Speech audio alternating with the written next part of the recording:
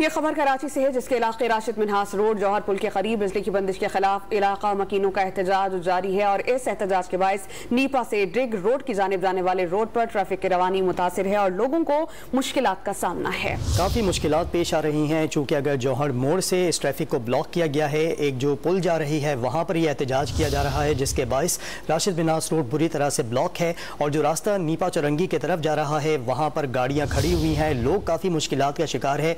कई गाड़ियों को हमने देखा कि जहां पर फ्यूल खत्म हो चुका है, लोग बाइकों को, रिक्शों को, गाड़ियों को धक्के देते हुए नजर आए।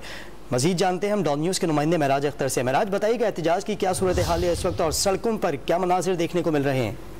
देखिए जी, राशिद मिन्हास रोड पर जौहर पुल के करीब, गुलिस्तान जौहर पुल के करीब जो है इलाका मकीन बड़ी तादाद में बाहर निकले हुए, जिनके साथ खवातीन भी शामिल हैं और ये तमाम लोग एहतियात कर रहे हैं बिजली की गैर एलानिया लोड शेडिंग के खिलाफ। इनका ये कहना है कि रोजाना गैर एलानिया तौर पर 8-8 घंटे की लोड शेडिंग की जा रही है, जिसकी बायस हमें सभी परेशानी का सामना करना पड़ रहा है। इस एहतियाज के बायस नीपा चौरंगी से जो कारसाज जाने वाला रोड है और जौहर मोड़ की तरफ आने वाला रोड है, वहाँ पर बदतरीन ट्रैफिक जाम है, लोग बहुत ज्यादा परेशान हैं।